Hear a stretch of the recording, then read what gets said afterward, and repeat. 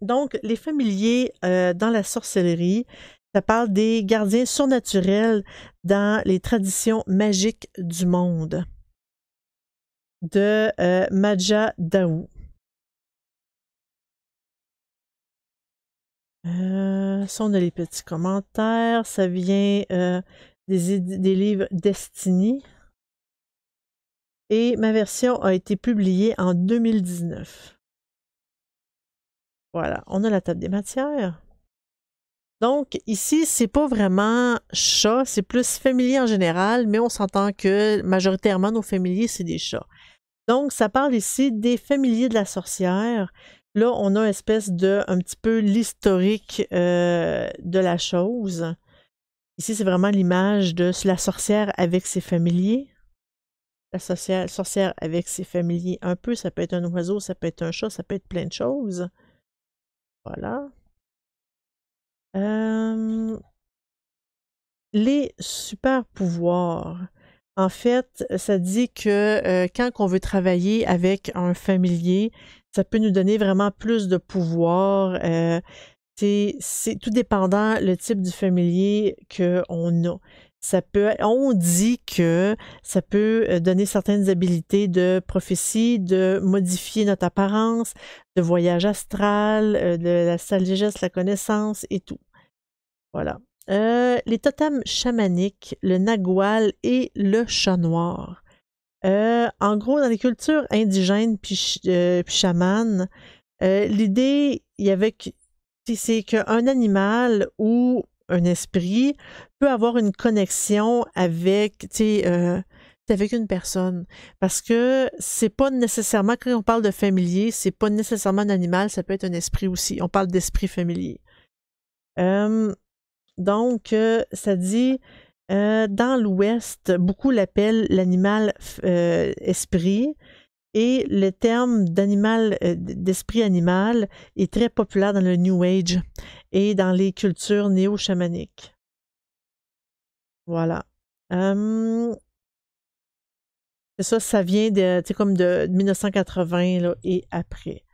Donc, ça parle des totems chamaniques. Le nagual, si ma mémoire est bonne, c'est une espèce de...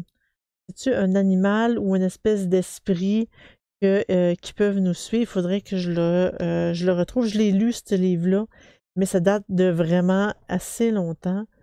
Ah, le nagual.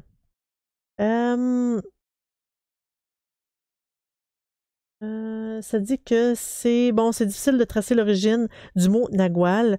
Les personnes qui font des recherches l'ont traduit pour vouloir dire des types de sorciers ou de sorcières. Les références viennent du Codex Borgia, qui est utilisé pour la divination. Ah. Le nagual est souvent mentionné avec une sœur un concept sœur connu au nom de, comme du tonal. Donc, le tonal commence à la naissance et se termine à la mort, mais le nagual ne se termine jamais. Une espèce d'esprit, une espèce d'allié qui peut nous aider. Voilà. Donc, le chat noir en tant que familier. Bast, évidemment.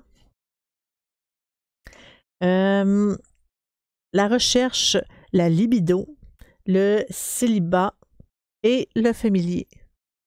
C'est des mélanges de mots quand même assez étranges rendus là. Mais c'est surtout, ça parle de tabou dans ce côté-là. Ça parle de notre côté animal.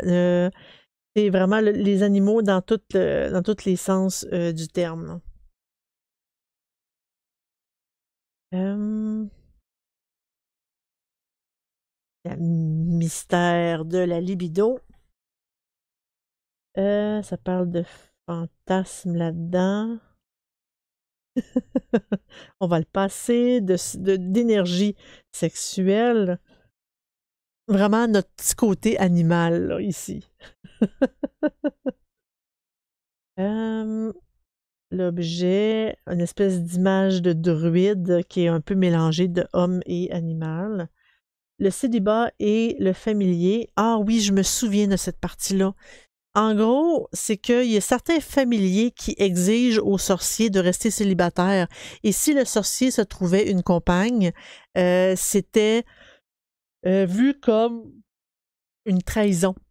Et le familier pouvait se venger ou littéralement nous abandonner. Il y a certains familiers qui exigeaient d'avoir qu'il soit le seul. Voilà. Fait que c'est pour ça qu'il devait rester célibataire.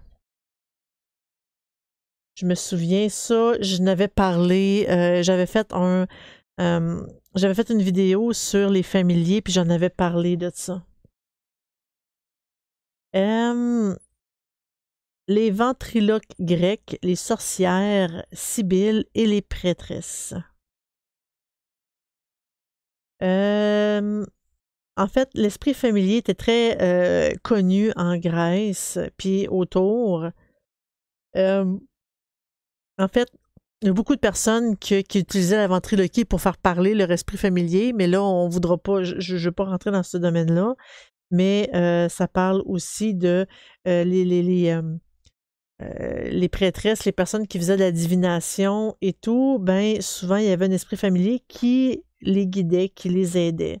Donc, ici, on a un petit côté historique, ça parle de la sorcière de Endor aussi en même temps, et on a vraiment le petit côté historique de la chose. Voilà. C'est belle. Les Romains.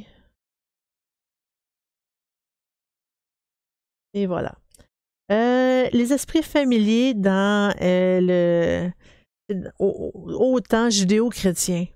Donc là, ici, c'est encore historique un peu. On a un peu de c'est quoi les esprits familiers à ce moment-là, comment qu'on les voyait, comment que c'était perçu, qu'est-ce qui est arrivé, parce que là, évidemment, à un moment donné, il y a eu l'Inquisition qui est arrivée, puis ça a été interdit. Voilà. Isis, Pandora et les anges de l'Est. Donc, ça parle de la déesse Isis ici.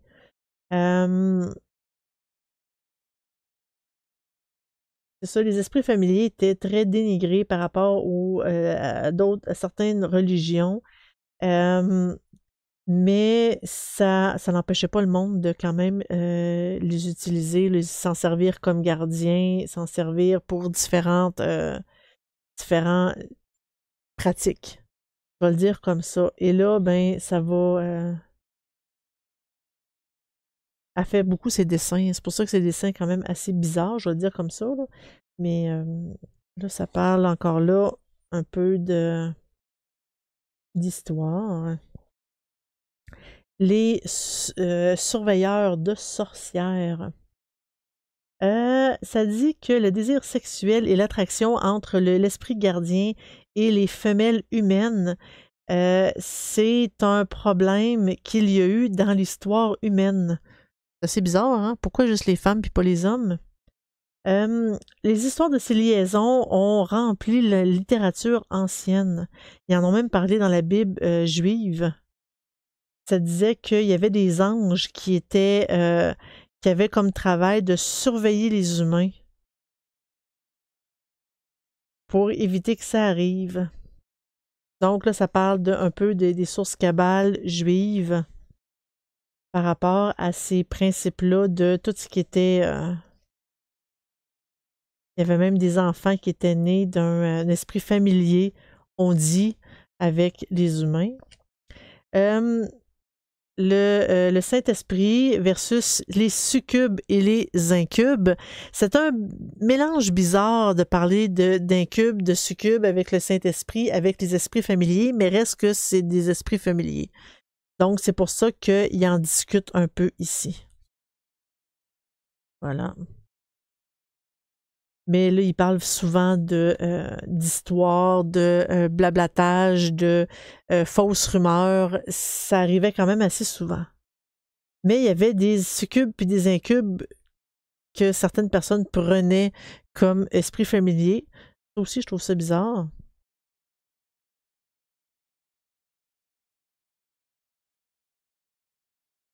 Ici, on a une protection qui demandait aux anges de nous protéger contre le mal, les démons, Lilith en particulier, parce que là, ici, on parle de Lilith et de Adam. Et là, on parle des familiers de fées. Là, c'est... il existe une magie féerique. Je sais que c'est pratiqué par certaines personnes. J'en ai discuté pendant un autre live. Mais ça parle de vraiment d'esprit de fées. Puis ça parle de Socrate. Je sais que lui avait un esprit familier, mais je me souvenais pas que c'était une fée. Ça, je m'en souviens pas du tout. Là, ça parle du monde des fées celtiques et des druides. Un petit peu. Ça parle d'histoire, d'où est-ce que ça devient un peu. Et là, ben, on n'a toujours pas de sortilège. Si c'est ça que vous vouliez, on n'en a pas ici non plus. Les Néphilim. Et 4. Les familiers, les fées familiers comme ancêtres. Il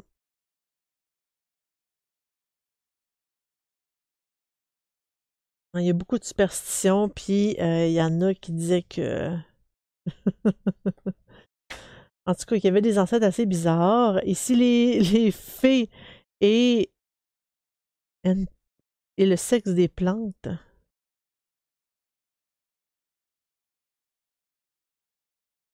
Ah, c'est assez bizarre, celle-là. Ça disait qu'il y a beaucoup de filles qui avaient des rumeurs comme quoi d'avoir des relations sexuelles avec des humains. Ça, j'en avais parlé sur mon dernier, sur mon direct sur la magie des fées. Mais ça dit qu'il y en a eu aussi sur les esprits de la nature. Et finalement, il y en avait qui étaient assez olés dans leur pratique. Donc, on peut avoir une épouse spirituelle. J'avais même entendu parler sur Internet de quelqu'un qui s'était marié à un esprit. Ça fait quand même assez bizarre vu comme ça. On parle des mères, reines-mères et le roi dragon dans les légendes chinoises. Là, on rentre un peu dans les légendes chinoises. C'est quoi? Qu'est-ce que ça fait? On est assez dans l'histoire rendue là, dans la mythologie. Là. Les familles richies et les gardiens qui guident de l'Inde, même chose. Là, on tombe un peu dans la mythologie vraiment indienne. Les voix dans nos têtes avec les démons, les génies et les doubles. Un daemon écrit comme ça, c'est vraiment l'esprit familier de Socrate. Lui, il y avait un daemon et c'était pas un démon, c'était vraiment un daemon. Et ça l'aidait. C'est comme une espèce de petite voix intérieure qui le conseillait. Une espèce de petite voix dans la tête, ça fait un petit peu psychotique un peu là-dedans. Mais ça dit qu'il y a beaucoup d'histoires, autant dans les différentes Bibles, de personnes qui ont entendu des voix.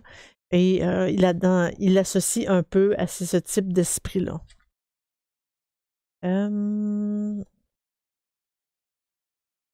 Voilà. Un ange gardien, l'ange gardien d'Aleister Crowley.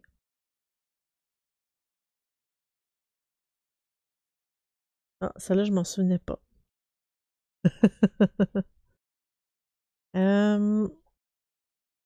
Voilà, les génies puis les ancêtres familiaux. Parce que le culte des ancêtres, ben, je dis le culte, en fait, il y a beaucoup de familiers que ça vient des ancêtres. En fait, je pensais que ça allait parler plus d'animaux puis de chats. Selon ma mémoire, c'est pas lui que j'avais lu. Ouais, ça encore là, c'est des histoires. Le double. Le double, c'est justement quand on tombe face à face à soi. En tout cas, selon les rumeurs, c'est assez mauvais signe. Qui est ton esprit familier? Fait que ils peuvent se représenter autant en animaux, peuvent se représenter autant en tant qu'esprit, en tant que créature. Et ça finit là. En fait, c'est un livre, là, parce que là, ici, on a les différentes images, la bibliographie, on a l'index si on fait des recherches, et ça se termine pas mal comme ça. Fait que c'est les familiers dans la sorcellerie de Maya ou Maja Daou. C'est les gardiens surnaturels dans les traditions magiques du monde. En fait, c'est plus un livre d'information qu'un livre de pratique de magie de chat. Si vous voulez vraiment pratiquer, c'est pas celui-là que je vous recommande, mais il est quand même très intéressant à lire parce qu'on voit vraiment les différentes traditions, les différentes histoires et toutes les différents types de familiers, ce qu'on n'a pas vu dans le premier livre. C'est vraiment les différents types de familiers.